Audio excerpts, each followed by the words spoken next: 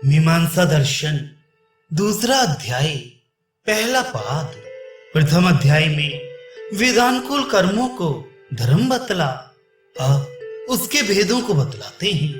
पहला सूत्र, याग, होम, दान तथा प्रत्यांश से, घातंश से, भावनावाची, यजेति, जुहोति, ददाति आदि क्रियापद, उनसे क्रिया, याग, होम, दान रूप कर्तव्य काम का ज्ञान होता है और यही क्रिया रूप का भाव धर्म कहा गया है। व्याख्या, जैसे कहा गया है कि सोमने यजेत स्वर्ग कामः, दर्शपूर्ण मासाभ्याम स्वर्ग कामो यजेत, अग्निहोत्रम जुहोति हिरण्य मात्रेया पदाति, ये सब ज्योतिषोम यज्ञ के कामना मंत्र हैं। इनमें नाम और आख्यातांत समस्त पद धर्म को कहते हैं, अथवा यजेत, जुहोति आदि आख्यातांत पद स्वयं ही धर्म के कथन करने वाले हैं। इसका समाधान यह है कि धर्म द्रव्य, गुण, रूप किसी वस्तु विशेष की संज्ञा नहीं, परंतु सोम, घी आदि नाना वस्तुओं का और पुरुष के उद्योग से सिद्ध वेदानुकूल याग, होम, दान आदि रूप कर्तव्य विशेष का नाम धर्म है और उनका ज्ञान यजेत, जुहोति आदि आख्यातांत पदों से होता है। अतः सर्वत्र विधि वाक्यों में विद्यमान नाम और आख्यातांत पदों के बीच केवल आख्यातांत पद ही धर्म के निरूपक हैं। इस अर्थ में आशंका करते हैं। दूसरा सूत्र, सोम, घी इत्यादि पदार्थों का साधन करने योग्य अर्थ यज्ञादि क्रिया ये हैं, अतः नाम पद भी धर्म के निरूपक हैं। यदि इस प्रकार कहा तो ठीक नहीं। व्याख्या, जैसे थाली आदि उपकरणों के बिना पाक क्रिया नहीं होती और ना ही उसका चावल पकाने का सिद्ध फल ही उपलब्ध हो सकता है, उसी प्रकार सोम, घी आदि पदार्थों के बिना याग आदि क्रिया भी नहीं हो सकती और ना उससे होने वाले फल की प्राप्ति हो सकती है। इसलिए विधि वाक्य में विद्यमान क्रिया पद समान नाम पद भी फल के साधन धर्म के कहने वाले हैं, न कि केवल आख्यातांत पद ही। आगे के दो सूत्रों में नाम और आख्यातांत पदों के लक्षण द्वारा शंका निवारण करते हैं। तीसरा सूत्र, अपने अर्थ प्रयोग होने पर जिन पदों का बोलने के समय में अपने अर्थ की प्राप्ति होती है उनको नाम कहते हैं। बोलने के समय अर्थोपलब्धि होने से वे स्वार्थ सिद्धि के निमित्त अन्य की इच्छा रहित है, क्योंकि उनके बोलने के काल में अर्थ रहता है। व्याख्या, अर्थ दो प्रकार के होते हैं, सिद्ध और साध्य। जो अर्थ अपने वाचक पदों के बोलने की अवधि में विद्यमान है और अपनी सिद्धि के निमित्त अन्य साधन की आवश्यकता नहीं रखते, वहां सिद्ध और उनके वाचक पदों की नाम संज्ञा है। सोम आदि द्रव्य गुणवाची शब्द का उदाहरण है। जो अर्थ अपने वाचक पदों के बोलने के काल में ना हो किंतु बोलने काल के पश्चात द्रव्य आदि विभिन्न साधनों तथा पुरुष के उद्योग से उत्पन्न हो, वे साध्य और उनके वाचक आख्यात कहे जाते हैं। जैसा कि यजति, जुहोति और ददाति के बोलने के समय याग, होम, दान आदि अविद्यमान थे, परंतु पुरुषार्थ के पश्चात होते ही। प्रश्न, इनके ज्ञान की क्या आवश्यकता है? चौथा सूत्र, फिर जिन पदों के उत्पन्न अर्थात उच्चारण समय में निज अर्थ में उच्चारण ना हो उनको आख्यात कहते हैं और इसी कारण उनसे धर्म जाना जाता है, कारण कि उनका प्रयोजन पुरुष प्रयत्न पर आश्रित है। व्याख्या, जिन पदों के अर्थ बोलने के समय ना हो किंतु द्रव्य आदि विभिन्न साधनों और पुरुष के उद्योग के अनंतर सिद्ध हो, उन्हें आख्यात कहते हैं। प्रश्न, याग आदि कर्मों से भविष्यत का फलारंभ क्यों पाया जाता है? पांचवा सूत्र, जिसलिए उक्त कर्मों की प्रेरणा अर्थात विधि वेद में मिलती है और उनसे भविष्यत फल का आरंभ होता है। व्याख्या। जैसे लौकिक मनुष्यों के किए हुए कर्मों का कर्म फल होता है, उसी प्रकार याग, होम, दान आदि कर्म जो परमात्मा की आज्ञा से किए जाते हैं, उनसे भावी फल का आरंभ होता है। विधि वाक्यों में विद्यमान आख्यात निरूपण कर अब उनके विभाग कहते हैं। छठा सूत्र। वह क्रियापद दो भांति के हैं, एक गौण कर्म के निरूपक और दूसरे प्रधान कर्म के बतलाने वाले हैं। व्याख्या। क्रियापद अर्थात आख्यात दो प्रकार के हैं, एक गुणभूत और दूसरा प्रधानभूत, जो गौण कर्मों के निरूपक हैं उन्हें गुणभूत और प्रधान कर्मों के प्रतिपादक को प्रधानभूत कहते हैं। प्रधानभूत का लक्षण इस प्रकार है। सातवां सूत्र। जो कर्म संस्कार के निमित्त द्रव्य की अपेक्षा नहीं करते वे प्रधान कर्म हैं, कारण कि द्रव्य का उनके प्रति गौण है। व्याख्या। जो कर्म द्रव्य के ना संस्कार करने वाले हैं ना उत्पन्न करने वाले ही हैं, किंतु स्वयं ही द्रव्य साधक हैं, वे प्रधान कर्म कहलाते हैं, जैसे याग, होम, दान इत्यादि। अब गौण कर्म का लक्षण कहते हैं। आठवां सूत्र। तथा जो कर्म संस्कार आदि के निमित्त द्रव्य की अपेक्षा वाले हैं, वहां उन कर्मों में गौणता समझनी चाहिए, क्योंकि उन कर्मों के लिए द्रव्य प्रधान मुख्य है। व्याख्या।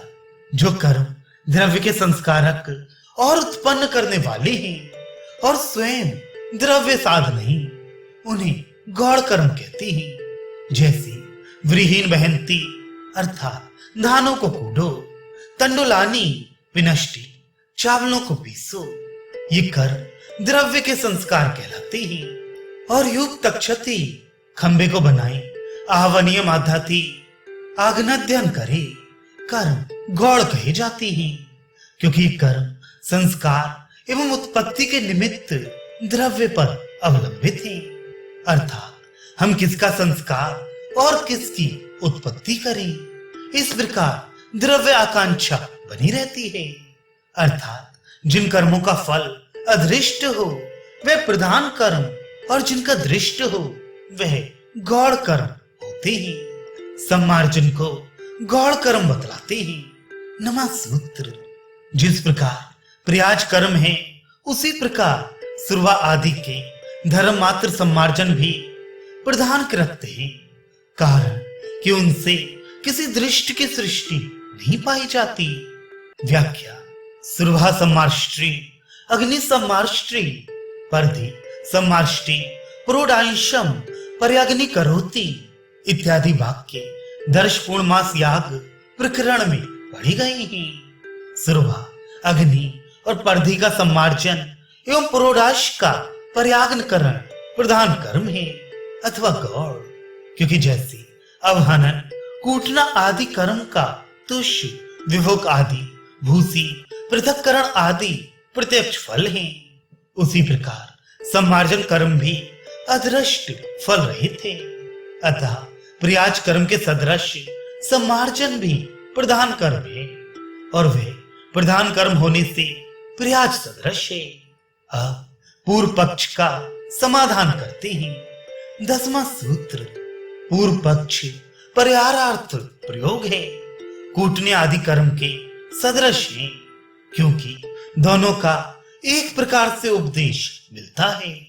व्याख्या।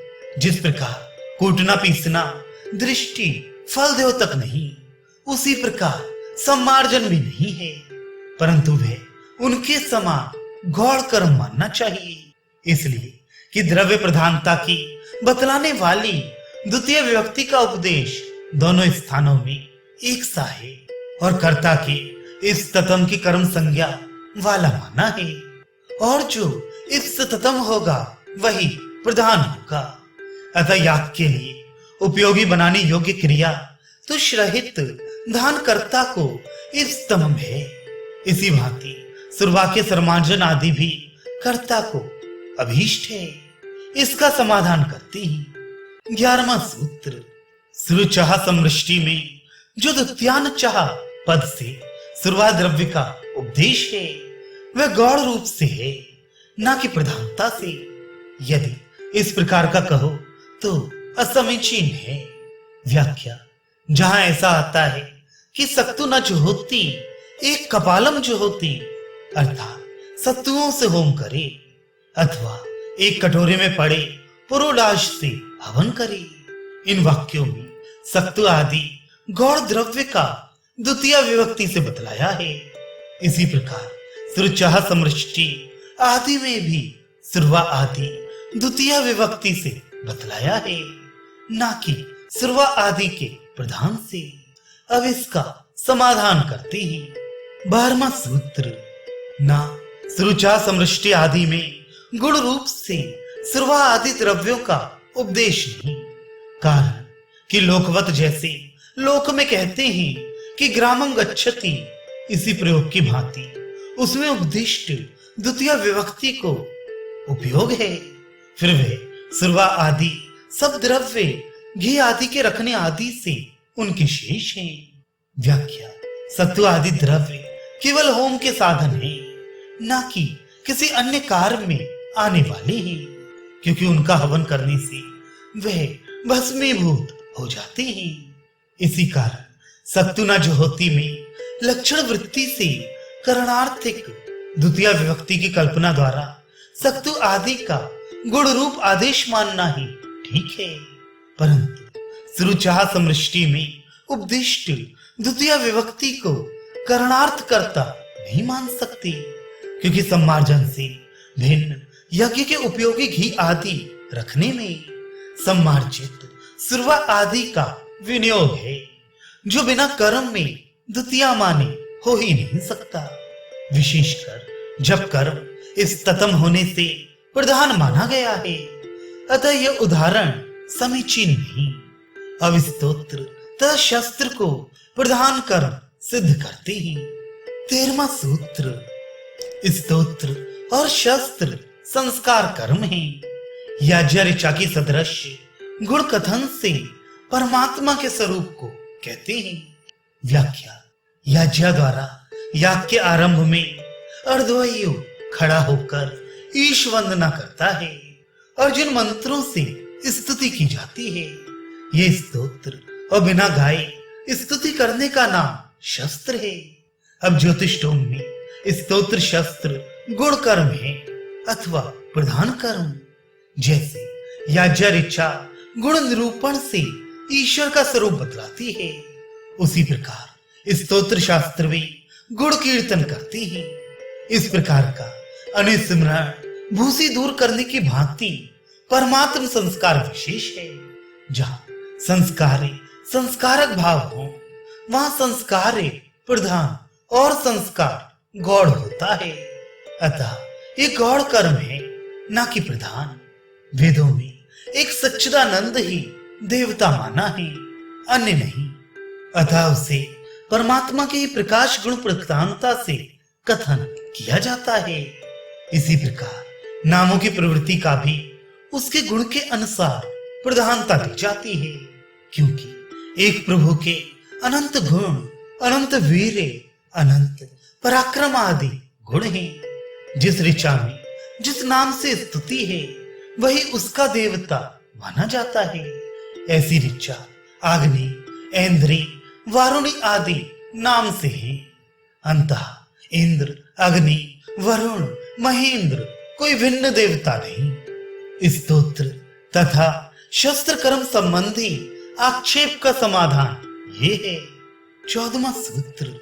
यदि स्तोत्र शस्त्र को गुण कर्म माना जाता है, तो उन मंत्रों का जिनमें इंद्र आदि देवता के नाम से स्तुति वाले मंत्र का अर्थानुकूल अपकर्ष होना चाहिए, क्योंकि देवता रूप अर्थ के लिए मंत्र गुणभूत हैं।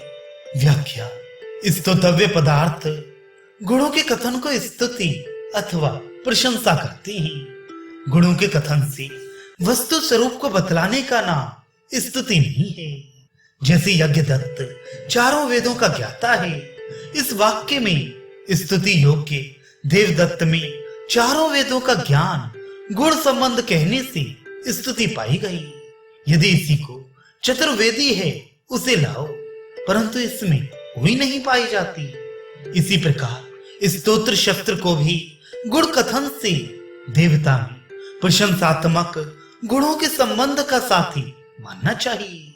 अतः आज्यस्तवते आदि वाक्य स्पष्ट हो जाते हैं और दोनों का भेद भी जाना जाता है। देवता मंत्र गुणभूत और मंत्र प्रधान होते हैं।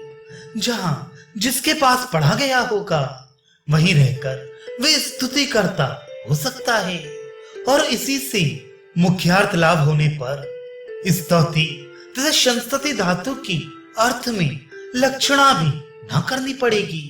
अतः यही समीचीन है कि स्तोत्र शस्त्र प्रधान कर्म है, न कि गौड़ कर्म है माने जाए। पुनः आशंका करते हैं 15वां सूत्र, जैसे वशा संबंधी गुण वाली अजा के स्मरण के लिए उसका विशिष्ट वाचक छाग पद हटता है और एश छाग ये मंत्र पढ़ा जाता है, उसी प्रकार बड़े गुण वाले इंद्र के स्मरण में अभित्वा शूर्णो नुमः ये मंत्र महेंद्र गृह याग की समीपता में पढ़ा गया है।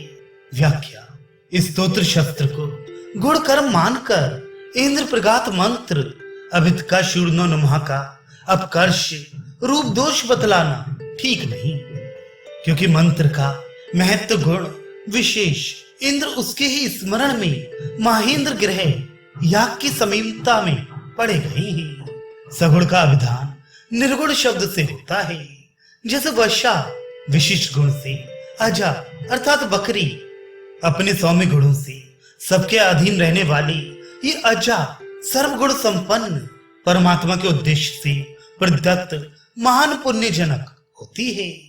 अतः प्रजा रक्षक वायु परमात्मा के उद्देश्य से इसका उत्सर्ग करे, इस शंका का निराकरण करते हैं। 16वां सूत्र, वह मंत्र महेंद्र के अभिधायक नहीं, क्योंकि उनमें समवायत्वात् इंद्र पद से संबंध है। व्याख्या, महेंद्र गृह याग की सन्निधि में जो मंत्र पढ़े हैं वह महेंद्र शब्द की जिस देवता अर्थ में तद्धित प्रत्यय करने से ऐसा लगता है कि महेंद्र देवता अस्य गृहस्य अर्थात महेंद्र है देवता जिसका पात्र वह महेंद्र कहा जाता है। प्रत्यय का स्वभाव है कि जिस प्रकृति के आगे होगा उसके साथ मिलकर ही अपने अर्थ का बोधक होता है, ना कि प्रकृति के एक देश का। इंद्र और महेंद्र के भिन्न होने में हेतु देते हैं। 17वां सूत्र, और नाम मात्र भेद से इंद्र और महेंद्र भिन्न भिन्न हैं। व्याख्या, इंद्र और महेंद्र की प्रवृत्ति का निमित्त साधारण और महान ऐश्वर्य है। निमित्त भेद से नैमित्तिक भेद का होना स्वाभाविक है। अतः परमात्मा का इंद्र और महेंद्र रूप से भेद मानना चाहिए। अतः दर्श पूर्णमास यज्ञ में जो भेद है स्पष्ट कहा जाता है। बहुदुग्धिंद्राय बहुदुग्धि महेंद्राय हवे, अतः दोनों का भेद है। और भी युक्ति देते हैं। 18वां सूत्र, इंद्र और महेंद्र को एक ही स्वीकार करने से महान विशेषण वृथा हो जाते हैं। व्याख्या, जिस विशेषण में अपने विशेष्य को अन्य से न संयुक्त किया वह विशेषण व्यर्थ होता है। महान विशेषण और इंद्र विशेष्य यदि अपने विशेष्य को अन्य से न युक्त करे तो वृथा होता है। अतः इंद्र तथा महेंद्र को एक मानना ठीक नहीं। दोनों में भिन्नता होने में और भी युक्ति देते हैं। 19वां सूत्र, यदि दोनों एक ही माने जाएं तो याज्ञा तथा पुरोनुवाक्या ऋचाओं में दोनों का भेद कथन अर्थहीन हो जाएगा। व्याख्या, याग के आरंभ में इन दो मंत्रों को अर्धवायु खड़ा होकर पढ़ता है कि इंद्रस्य न्यू वीर्याणि प्रवोच्यम, यानी याज्ञा तथा पुरोनुवाक्या मंत्र कहलाते हैं। इनमें इंद्र के पर्याय परमात्मा की स्तुति है, अतः ये इंद्र याज्ञा पुरोनुवाक्या कहते हैं। महाइंद्र या योजसा इन दो मंत्रों का नाम महेंद्र याज्ञा और पुरोनुवाक्या है। इन महेंद्र नाम से परमात्मा की स्तुति है। यदि इंद्र महेंद्र दोनों एक माने जाएंगे तो याज्ञा पुरोनुवाक्या का विकल्प मानना पड़ेगा। वशावत इस दृष्टांत का समाधान करते हैं। 20वां सूत्र, वशा बकरी में छाग रूप अर्थ का योग पाए जाने से दिया हुआ दृष्टांत ठीक नहीं। व्याख्या, जैसे वशागो विशेष वाली अजा का निरूपण करके ऐश छागा, इस मंत्र में केवल अजावाचक छाग शब्द से विधान किया गया है, उसी प्रकार महत्व विशिष्ट इंद्र का निरूपण करके अविद्या शूरबो नमः इस मंत्र में केवल इंद्र शब्द से विधान किया है।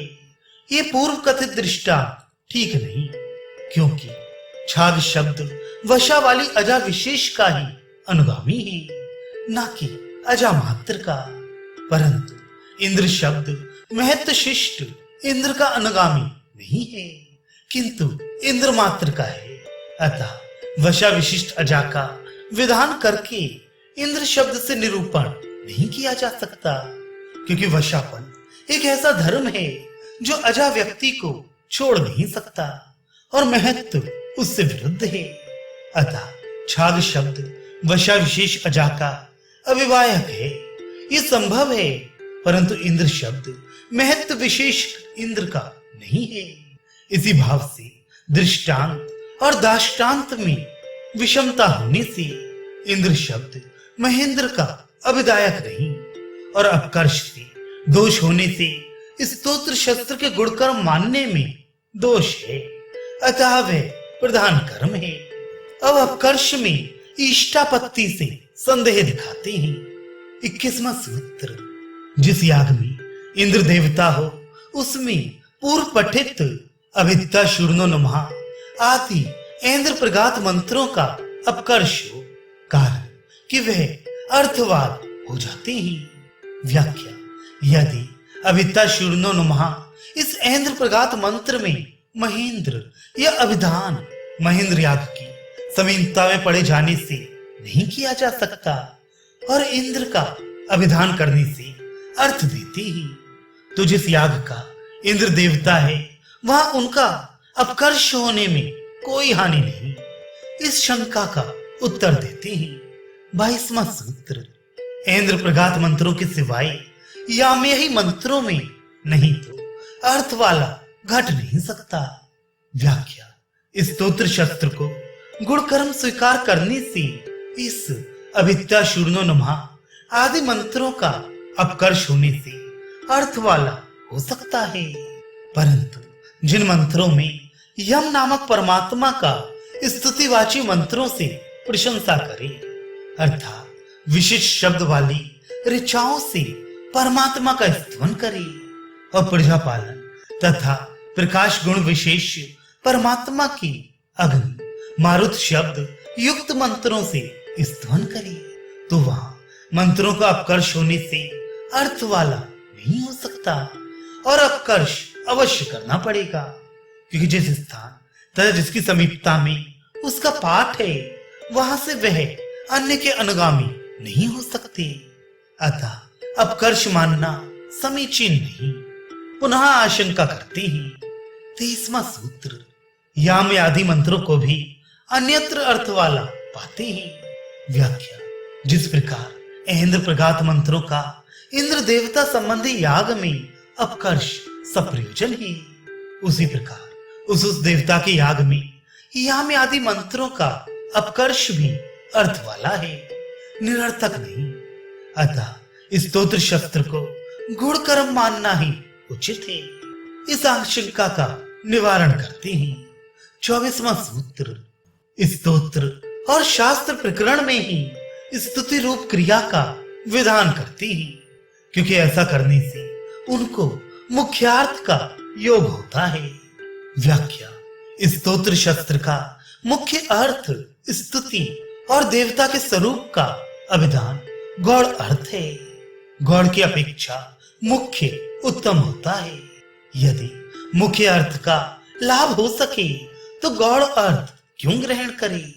गौड़ अर्थ मानने से प्रकरण विच्छेद है और अन्य मंत्रों का अपकर्ष भी स्वीकार करना पड़ता है। स्तुति रूप मुख्य अर्थ के मानने में दोनों दोष नहीं होते। अब स्तोत्र शस्त्र के प्रधान कर्म होने में हेतु भी देती है। 25वां सूत्र, तथा स्तोत्र अथा शस्त्र शब्द का अंतर पाए जाने से भी वह प्रधान कर्म है। व्याख्या, स्तोत्र तथा शस्त्र का भेद पाए जाने से भी एक मुख्य तथा दूसरा गौड़ है। और यदि स्तोत्र शस्त्र को प्रधान कर्म मानेंगे तो स्तोत्र जन्य तथा शस्त्र जन्य दो फल होने से उनका भेद विधि भी सफल हो जाती है। और गुण मानने से देवता स्वरूप का अनुस्मरण रूप एक ही फल दिखलाई देता है और भेद उत्पन्न नहीं होता, क्योंकि देवता स्मरण लक्षण फल एक से ही हो सकता था। दोनों के विधान की आवश्यकता न थी, परंतु भेद होने से वे किसी विजातीय फल के उद्देश्य से ही, न कि देवता स्मरण लक्षण इष्ट फल निमित्त। अतः स्तोत्र शस्त्र प्रधान कर्म है, न कि गौड़। स्तोत्र शस्त्र का देवता स्मरण लक्षण एक ही दृष्ट फल हो तो हानि ही क्या है। 26वां सूत्र, स्तोत्र शस्त्र उभय का एक फल स्वीकार करने से दोनों की विधि निरूपण असफल हो जाएगी। व्याख्या, यदि एक ही विधि विधान से उभय फल मिल सके तो दोनों का विधान वृथा हो जाएगा। प्रधान कर्म मानने में दोष का परिहार दर्शन बताते हैं। 27वां सूत्र, तथा प्रधान कर्म मानने से स्तोत्र जन्य कर्मों के अतिरिक्त शस्त्र से उद्भूत फल उपलब्ध होता है। व्याख्या, प्रधान कर्म मानने से स्तोत्र उद्भूत एवं शस्त्र उद्भूत पृथक पृथक अदृष्ट फलों की उपलब्धि होती है, जिनसे उभय का विधि विधान प्रयोजनीय होता है। और गुण कर्म मानने से विरुद्ध फल होता है। अतः गुण कर्म के समान प्रधान कर्म स्वीकार करने में वह दोष नहीं रहता। स्तोत्र तथा शस्त्र के प्रधान कर्म मानने में और भी हेतु है। 28वां सूत्र, तथा प्रधान कार्य सदृश स्तोत्र शस्त्र का विधान है। व्याख्या, दर्शपूर्ण मासाभ्याम यजेत और अग्निहोत्रम जुहोति दोनों में अग्निहोत्र आदि प्रधान कर्मों का ही अभिधान पाया जाता है। और भी हेतु देते हैं। 29वां सूत्र, तथा स्तोत्र एवं शस्त्र दोनों के फल सिद्धि सुनी गई है। व्याख्या, इन वाक्यों में जहां यह आता है कि स्तोत्र शस्त्र कर्म का फल है, इस भांति दोनों के भिन्न फल है और दोनों प्रधान कर्म है।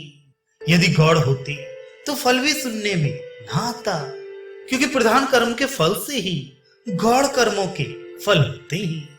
वे स्वतंत्र फलदायक नहीं होते। अतः प्रधान कर्म का ही फल होता है, न कि गौड़ का, न उस देवता के कि जिसके वह गुणभूत हैं। विधान करने तथा ना करने भेद से वेद दो प्रकार का है।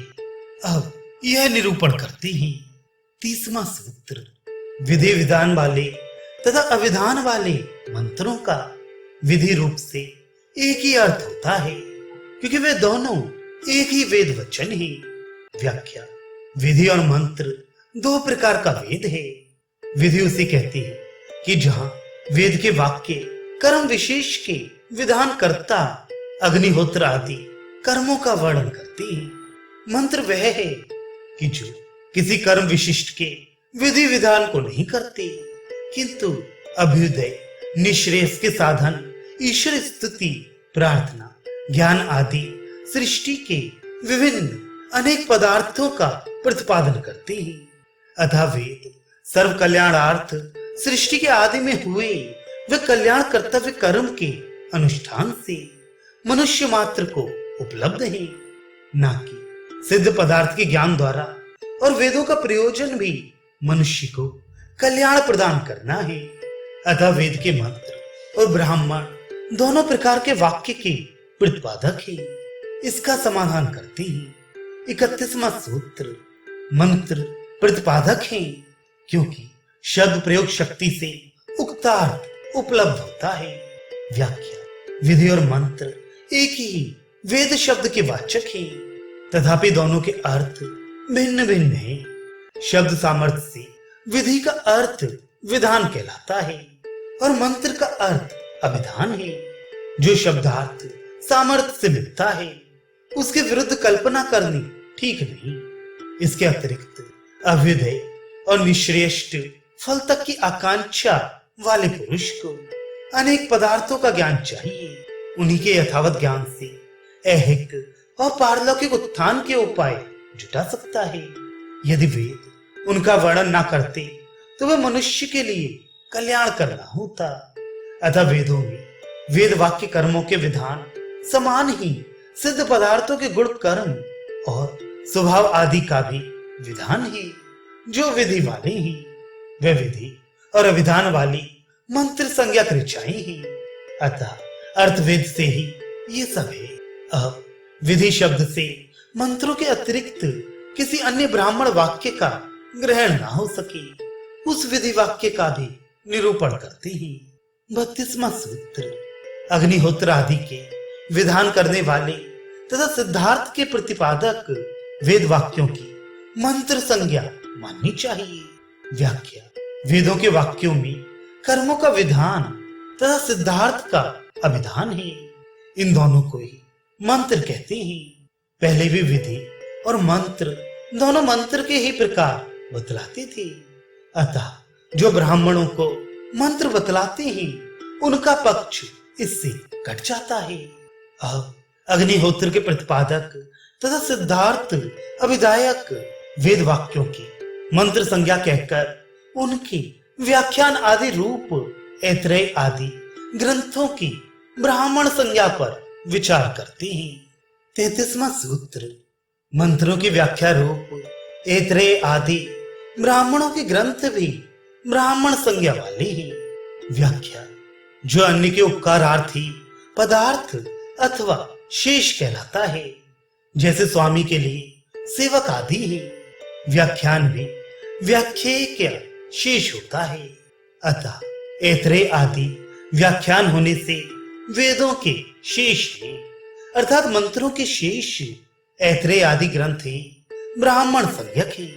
वेद की मंत्र संज्ञा और उसके ब्राह्मणों की व्याख्या संज्ञा कहकर अब ब्राह्मण ग्रंथों को वेद नहीं सिद्ध करके वेदों के विभाग की स्थापना करते हैं। 34वां सूत्र। ऋषि प्रोक्त होने से ऐत्रेय आदि ब्राह्मण को वेदत्व नहीं, अतः उन्हें छोड़कर ईश्वर प्रदत्त मंत्रों का विभाग करते हैं। व्याख्या, ओह, प्रभर तथा नामधेय ये तीनों मंत्र नहीं, इसलिए इन्हें छोड़कर जो मंत्र हैं उनका विभाग किया गया है। वह विभाग इस प्रकार है। 35वां सूत्र। जहां जिन मंत्रों में छंद शास्त्रानुकूल पादों का प्रबंध है उन मंत्रों की ऋग्वेद संज्ञा है। व्याख्या, छंद शास्त्र में पिंगलाचार्य वैदिक तथा लौकिक भेद से दो प्रकार के छंद बतलाते हैं। गायत्री आदि वैदिक तथा आर्य आदि लौकिक छंद संज्ञा निरूपण किए हैं। एक एक छंद 3 तथा 4 पद तक होता है, जो छंदोबद्ध अर्थात पाद व्यवस्था युक्त है। वह ऋग्वेद के मंत्र है, अर्थात मंत्रों के याग आदि विभाग छंद शास्त्र ने छंदोबद्ध मंत्रों की ऋग्वेद मंत्र संज्ञा ही है। पाद व्यवस्था के पश्चात गान व्यवस्था अनुकूल वेद के विभाग को कहते हैं। 36वां सूत्र। जो मंत्र गान किए जा सके उन्हें साम संज्ञा कहा गया है। व्याख्या, भगवान की उपासना के लिए जिन मंत्रों का ज्ञान हमें दिया गया वे गान योग्य होने से सामवेद कहलाए। ऋषि शेष मंत्र क्या कहलाए?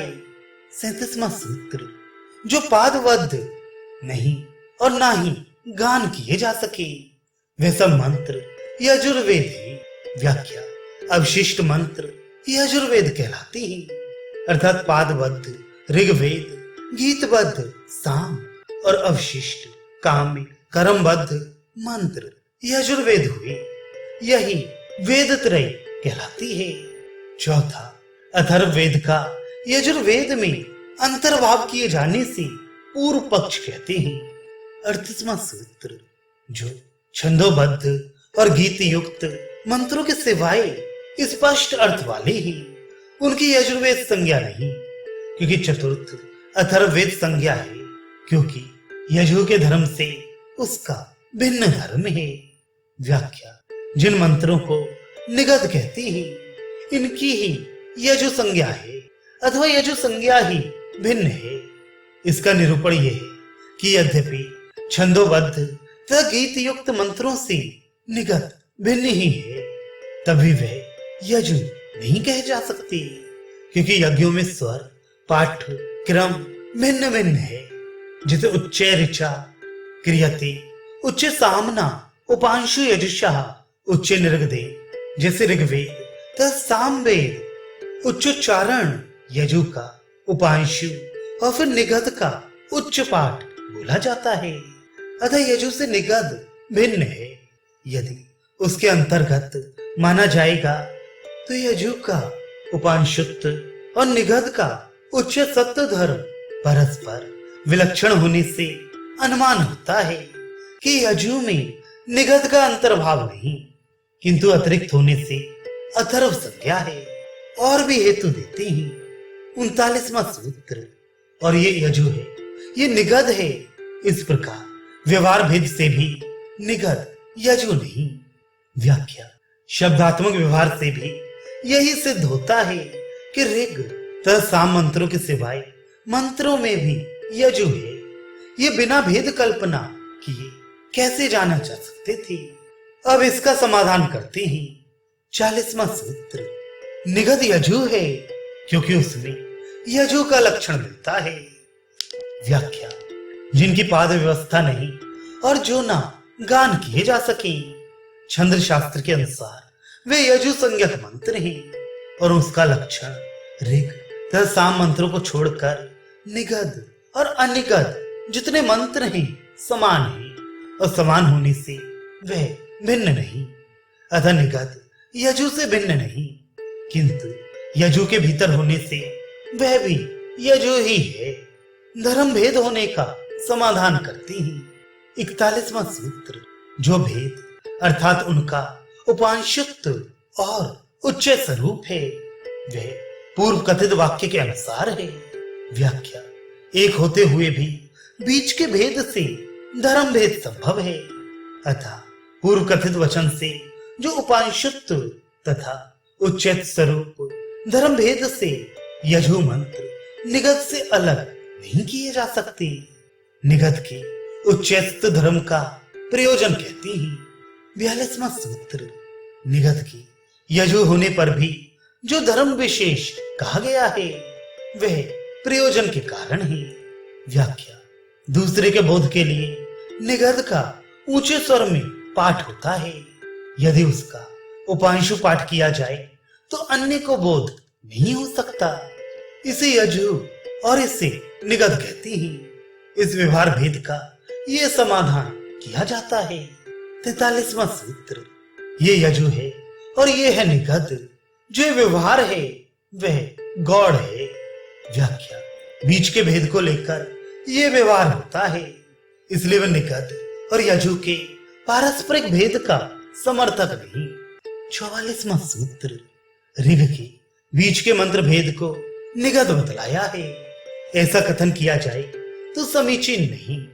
व्याख्या, निगद मंत्रों का यजु में अंतर्भाव नहीं, किंतु वह अंतर्भाव ऋग्वेद में है, क्योंकि ऋग्वेद मंत्र और निगद उच्च स्वर से पढ़ी जाते हैं। अब आशंका की जाती है। 45वां सूत्र, उच्चस्थ धर्म के समान होते हुए भी ऋग मंत्रों में निगद का अंतर्भाव नहीं। क्योंकि उनमें ऋग से भिन्न का उपदेश मिलता है। व्याख्या, जैसे कहा गया कि आयाज्य व निगधा ऋचे व यचन्ति, अर्थात निगध याग के योग्य नहीं किंतु ऋचा से यज्ञ करे। अतः ऋग और निगध भिन्न भिन्न है और इसीलिए उच्च स्वर पाठ की समानता होते हुए भी ऋग्वेद में निगध का अंतर्भाव नहीं हो सकता। प्रत्युत लक्षण के समान होने से निगध यजु के ही अंतर्गत है। अब एक वाक्य का लक्षण करते हैं। 46वां सूत्र, जिन क्रिया और कारक पदों के मेल से एक अर्थ मिलता है, यदि उनमें से किसी भी एक पद को अलग कर दें तो अन्य अपेक्षा वाले होते हैं। ऐसे पद समूह एक वाक्य कहे जाते हैं। व्याख्या, जब एक पद दूसरे के बिना वाक्यार्थ बोध न करा सके आकांक्षा कहते हैं। जैसे विष्णु दत्ता पदभ्याम ग्रामं गच्छति। इस वाक्य में विष्णु दत्त को गच्छति क्रिया के बिना और गच्छति को विष्णु दत्त के बिना उसका पांव से गांव जाना असंभव है और इससे वाक्यार्थ बोध की असंभवता मानते हैं। अब साकांक्ष है अर्थात क्रिया, कर्ता, कर्म और करण आदि कारक पद समूह क्रिया अथवा कर्म आदि किसी एक पद से अतिरिक्त हो जाने पर वाक्यार्थ बोधक नहीं रहते। प्रत्युत बोध के लिए विभक्त पद की आकांक्षा होने से इच्छा वाले रहते हैं और उसकी उपलब्धि पर निराकांक्ष वाक्यार्थ बोध होता है। वे क्रियाकारक पद समूह एक वाक्य कहलाता है। अब अनेक वाक्य का लक्षण करते हैं। 47वां सूत्र, जो निराकांक्ष पद समुदाय है उनमें प्रति समूह वाक्य भेद है। व्याख्या, अनेक वाक्य लक्षण इसलिए करना पड़ा कि यजुर्वेद की चित पतिर्मा पुनातु वाक पतिर्मा पुनातु आदि मंत्र में पद समूह वाक्य संपूर्ण एक है किंतु नाना वाक्य है। इसलिए ये समाधान है कि जो पद समूह दूसरे पद समूह की इच्छा नहीं रखता ऐसे वाक्य भिन्न भिन्न मानने चाहिए, न कि एक। चित्त पतिर्मा आदि मंत्रों में अपना अर्थ ज्ञान कराने में परस्पर निराकांक्षत्य होने से समानता है। अतः प्रथम समूह एक वाक्य और दूसरे समूह का दूसरा वाक्य समुदाय इसी क्रम से उत्तरोत्तर है और इसी क्रम से यजु मंत्रों में सर्वत्र एक वाक्य तथा नाना वाक्य कल्पना कर लेना उचित है। अध्याहार करने के लिए भी कहते हैं। 48वां सूत्र, वाक्य अंत का प्रयोजक पदांतर का योग जिन वाक्यों में अपेक्षित हो अध्याहार कर लेना चाहिए क्योंकि उसका सबसे संबंध है। व्याख्या, पहले बतलाया जा चुका है चित पतिर्मा पुनातु मंत्र में अच्छिद्रेन पवित्रेण सूर्यस्य रश्मि में इस अंत वाक्य का शेष है। इसका चित पतिर्मा पुनातु में अनुषंग है अथवा नहीं, इस संदेह को दूर करने के लिए कहते हैं कि देवो वा सविता पुनातु वाक्य में जिस प्रकार पुनातु क्रिया को करण अपेक्षित है उसी प्रकार पूर्व के उभय वाक्यों में आया हुआ पुनातु क्रिया पद भी करण की इच्छा रखता है। अतः ये सिद्ध हुआ कि अंतिम वाक्य के समान पूर्व के दोनों वाक्यों में भी उक्त वाक्य शेष का अनुषंग कर लेना ठीक है, अध्याहार न करे। अब अनुपसंग के अपवाद का निरूपण करते हैं। 49वां सूत्र, मध्य में व्यवधान अंतर से अनुषंग नहीं होता। व्याख्या, इस मंत्र में कि संते वायुर्वातने गच्छता समंगानी यजचे सहा यज्ञपति रश्या, इसमें गच्छताम क्रिया का अनुषंग से यज्ञपति राशि में है या नहीं इसकी संगति के लिए कहा जाता है कि अनुषंग न बतलाए गए वाक्यों में ही होता है, बतलाए हुए में नहीं। संते तत्संयज्ञ के बीच में समंगानी वाक्य का अंतर है, इसलिए उक्त क्रिया का अंतिम वाक्य में अनुषंग नहीं हो सकता। अब यह कि समंगानी में गच्छताम का अनुषंग क्यों नहीं, तो गच्छताम इस प्रकार के वचन का परिणाम करने से श्रुत पद के योग का नाम अनुशंग माने जाने परिणित का संबंध नहीं आता। अतः समगामी वाक्य में संबंध न होने से अंतिम वाक्य में भी अनुशंग